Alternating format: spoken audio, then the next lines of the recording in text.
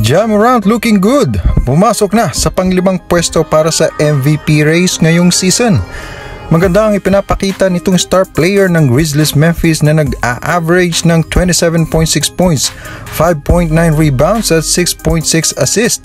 Pero bakit nga ba umangat ang kanyang pwesto? Ito lang naman ay dahil sa magandang laruan niya sa kanilang huling 3 laban na kung saan ay nag-a-average lang naman siya ng 45.3 points. Tumula lang naman siya ng career high na 52 points kontra sa Spurs upang buhatin niya ang kanyang koponan sa isang panalo at 46 points naman laban sa Chicago Bulls. Abay, hindi birong mga numero yan mga katropa. Kaya naman dahil dyan ay nakapagtala siya ng franchise record na nakagawa ng kabuuang 98 points sa 2 magkasunod na laro lamang.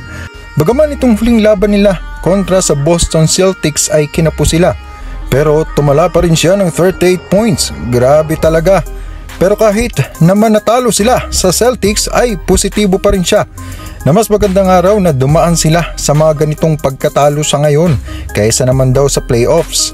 Ang kailangan daw nilang gawin ay pag-aralan ng kanilang laruan at kung paano ang dapat gawin sakali man na makaharap nilang muli ang Celtics o iba pang mga koponan na katulad nila. Pinalitan niya sa pwesto si Stephen Curry matapos na bumagsak ang Warriors sa ikatlong sunod na pagkatalo at sinamahan niya ang mga nasa top 5 ng karera na sina Nikola Jokic, Joel Embiid, Giannis Antetokounmpo at DeMar DeRozan. Pero hindi man siya ang hirangin na MVP this season na ito ay walang duda na malaki ang potensyal niya balang araw na hirangin na MVP ng liga kung magpapatuloy ang ganitong laruan niya. Ano sa tingin nyo mga katropa? I-comment nyo lang ang masasabi nyo. Samantala, isang ulat mula sa hindi pinangalan ng coach ng Warriors, ibig sabihin hindi ito si Coach Steve Kerr, ay nagsabi kay Kendra Andrews ng ESPN na itong si James Wiseman nga raw ay hindi magiging parte ng regular na rotation ng Warriors sakaling makabalik nga siya sa court. Ang ibig sabihin lang ay hindi siya inaasahan na maging regular na parte ng starting unit o maging ng second unit ng Warriors. Ayon sa ulat ay ang plano nga daw ay paglaruin lang siya sa mga piling sitwasyon.